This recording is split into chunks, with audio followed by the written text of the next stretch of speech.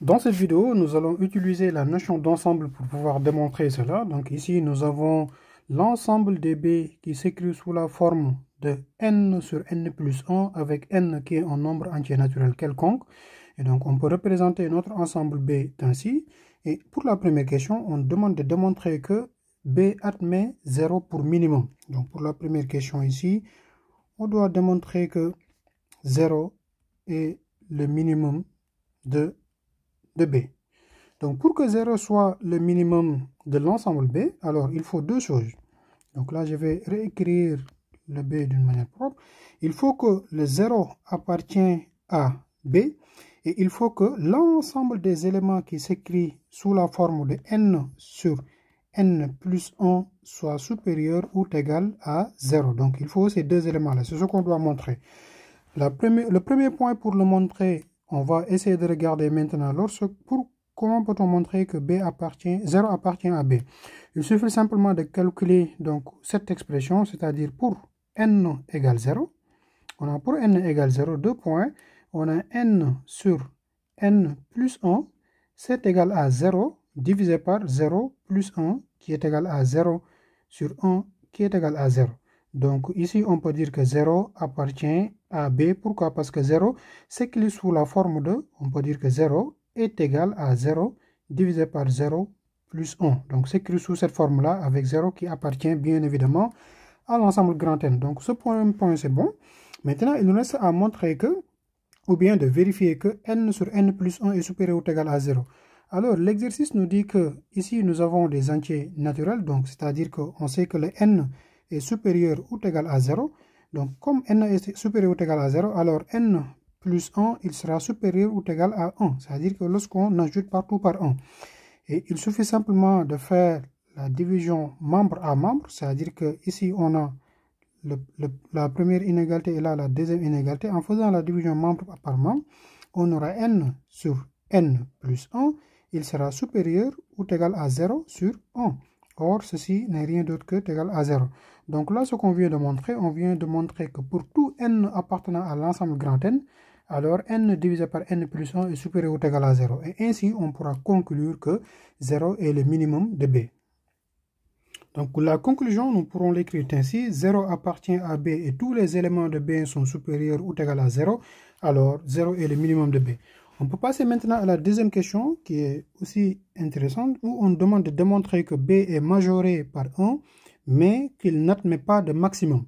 Donc on va essayer de décomposer cette deuxième question-là en deux sous-questions comme on l'a fait tout à l'heure. Premièrement, on doit montrer quoi? On doit démontrer que B est majoré par 1. C'est-à-dire que, là on peut l'écrire, démontrons que B est donc majoré par 1. L'ensemble B, comment peut-on montrer que B est majoré par 1? Il suffit simplement de voir. C'est-à-dire qu'au fait, pour les éléments de B s'écrivent sous cette forme-là. Donc on a n divisé par n plus 1 avec notre n qui est en entier naturel. C'est-à-dire l'ensemble grand N qui est égal à 0, 1, 2, ainsi de suite. Pour montrer que B est majoré par 1, c'est-à-dire que l'ensemble des éléments de B est inférieur à 1. C'est ce qu'on peut avoir. Donc là, qu'est-ce qu'on va dire? On va dire qu'on sait que nous, n plus 1 est toujours supérieur ou égal à n. C'est-à-dire que le n qu'on a ici, à chaque fois qu'on prend un élément de l'ensemble des entiers naturels, si on rajoute 1, il sera supérieur donc, à lui-même. Donc ici, n plus 1 est supérieur ou égal à n. Donc là, qu'est-ce qu'on peut voir? On peut voir qu'en divisant partout par n plus 1, ou bien même on pourrait prendre le cas où donc 0 n'en ferait pas partie, donc lorsque n est strictement supérieur, en fait n plus 1 strictement supérieur à n. Et donc là, en divisant partout par n, comme n plus 1 est différent de 0, donc n plus 1 est différent de 0, on aura n plus 1 divisé par n plus 1, il sera toujours supérieur à n divisé par n plus 1. Pourquoi? Parce qu'on n'a rien changé, on n'a fait que multiplier par 1 sur n plus 1 qui est non nul. Et donc là, on voit qu'en fait, il y a une simplification, c'est-à-dire quoi? C'est-à-dire qu'on a ici 1 strictement supérieur à n divisé par n plus 1. Donc l'ensemble des éléments de B qui s'écrit sous la forme de n sur n plus 1 est inférieur à 1 strictement, alors on peut dire que B est bien majoré par 1. Donc B est majoré par 1, ou bien on peut dire que 1 est un majorant de l'ensemble B. Donc B est majoré par l'élément 1. Il nous reste maintenant à démontrer que B n'admet pas de maximum, c'est-à-dire qu'on ne peut pas trouver un élément plus grand de B. Alors, comment peut-on traduire cette deuxième question-là sous forme d'une équation? C'est-à-dire que pour n sur n plus 1 qui appartient à B, on va supposer que ici B admet un maximum, c'est-à-dire B a un maximum. Alors, si B a un maximum, qu'est-ce que cela signifie? Cela signifie qu'il existe.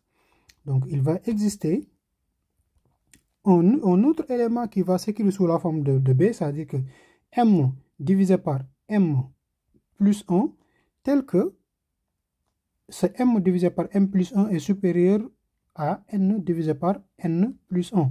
Donc, c'est ça que ça signifie lorsque B admet un maximum. Donc, on va montrer que ceci ne peut pas se réaliser en quelque sorte. Donc, c'est une méthode généralement qu'on appelle par l'absurde au lieu de prendre cas par cas. Donc, ici, pour faire simple, ce qu'on peut faire, on peut dire que posons M est égal à N plus 1.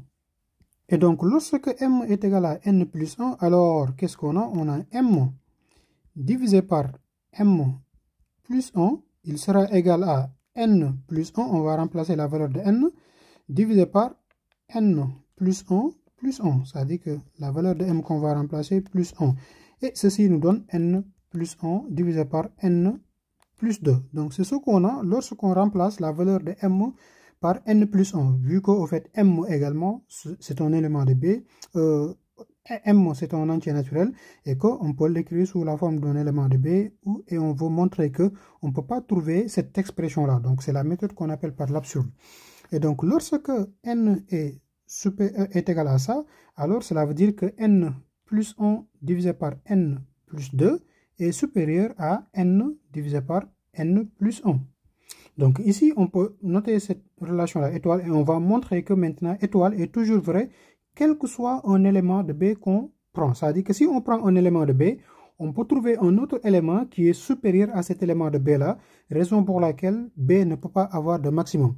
Donc ici, ce qu'on va faire, on va utiliser maintenant l'expression qu'on a pour montrer que c'est vrai. Il suffit simplement de faire la différence ou bien de faire le produit croisé. Donc si on fait la différence n plus 1 sur n plus 2 moins n sur n plus 1, est-ce que c'est supérieur à 0? Donc, c'est ce qu'on va vérifier. Donc, tout ça, c'est notre hypothèse. Et donc, ici, l'objectif, c'est quoi? C'est de montrer que lorsqu'on prend un élément de M ou un élément de B, on peut trouver un élément qui est beaucoup plus grand. Et donc, en faisant cette addition-là, donc, on aura n plus 1 sur n plus 2 moins n sur n plus 1, il est égal à n plus 1 le tout au carré, moins n facteur de n plus 2, donc en réduisant au même dénominateur, divisé par n plus 1, facteur de n plus 2. Et donc ceci est égal à quoi? Ceci est égal à n au carré moins plus 2n plus 1 lorsqu'on le développe. Ici, on a moins n au carré et moins 2n. Le tout divisé par n plus 1, facteur de n plus 2. Donc là, on peut simplifier par les 2n et le n au carré. Il va nous rester un 1 divisé par tout cela. Donc ici, le résultat qu'on a, finalement, c'est égal à 1 divisé par n plus 1, facteur de n plus 2. Or, qu'est-ce qu'on peut dire ici? On sait que n plus 1 est positif. Donc, n plus 1 est positif parce que c'est un élément, n c'est un élément de l'ensemble des entiers naturels. Donc, n plus 1 est positif. N plus 2 également est positif. Pourquoi? Parce que n c'est un élément de l'ensemble des entiers naturels. Et donc le produit de deux nombres positifs nous donne un nombre positif. C'est-à-dire que n plus 1 facteur de n plus 2 est aussi positif. Et donc 1 divisé par un nombre qui est positif, ce nombre-là restera toujours positif. Donc 1 divisé par tout ça, il sera positif. Donc ici, qu'est-ce qu'on vient de voir? Ou bien qu'est-ce qu'on vient de montrer? On vient de montrer que le n sur n plus 1 sur n plus 2 moins n sur n plus 1 est strictement supérieur à 0. Donc, c'était l'hypothèse ici qu'on voulait montrer. Donc, pour un élément de B, on peut trouver un élément de B qui est beaucoup plus grand. Et c'est quoi qui est égal à n plus 1? On avait posé que le n plus 1, c'était m. Et donc là, on retrouve notre m sur m plus 1, vu que ici on a plus 1 plus 1. Donc là, moins n sur n plus 1 qui est supérieur à 0. C'est-à-dire que m sur m plus 1 est supérieur à n sur n plus 1. Pour tout n appartenant à l'ensemble des entiers naturels, alors que cet élément-là, ce n'est rien d'autre que la manière dont on écrit les éléments de B. Et donc, on a trouvé un élément qui appartient à B et qui est beaucoup plus grand qu'un élément de B. Donc, on peut dire que B ne peut pas avoir un maximum.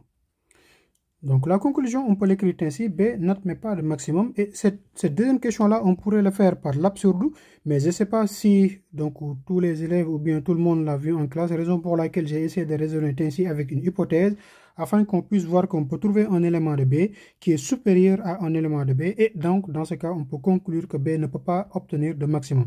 Donc, c'était tout pour cette vidéo dans votre chaîne YouTube MathPSW. On reviendra sur d'autres vidéos.